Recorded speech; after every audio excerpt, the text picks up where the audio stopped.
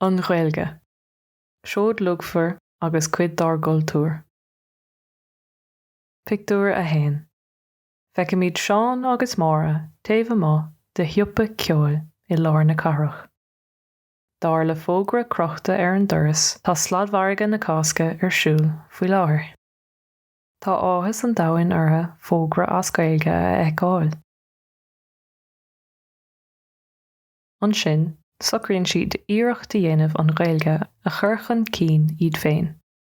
I bhfeinneog an tuppa, feicimid bosca ceoil, bamhráin, concertín agus cláirseach.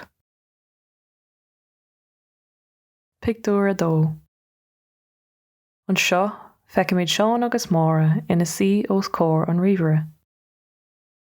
Tá sé socratha acu dul go dtí an Ghaeltacht chun na cuid Ghaeilge labhartha a gheobsú. Feicimid iad ag lorg eolais faoi chomharsaí Ghaeltachta Facebook. Pictiúr 3.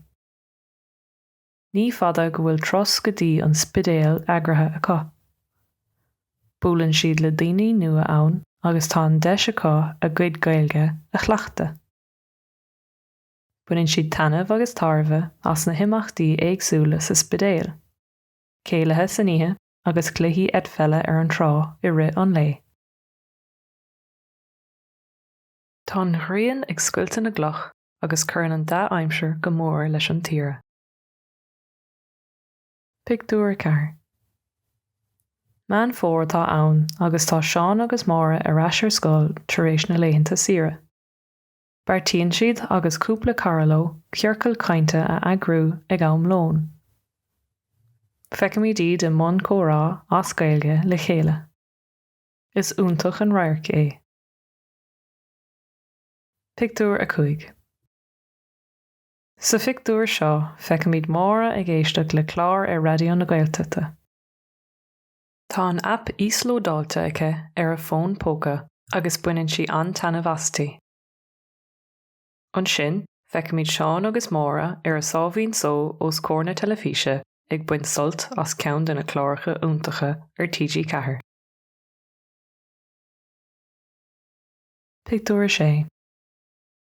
Sa pictiúr seo feicimid Seán agus Mára I dteannta ionadí ó chonradh na Ghaeilge. Tá an bhean ag bronnadh gradam martha as ach na hibre atá déanta acu an Ghaeilge a neartú a chaomhnú agus a chur chun cín sa cheantar agus ar scoil. Tá siad an bhródúil as sa féin. Ceistena. Cad iad na huirlisí atá le feiceáil san na neog? Cad atá ar siúl ag na daltaí ar an trá? Cén fá am runnan an bhean an gradam seo ar Seán agus Mára.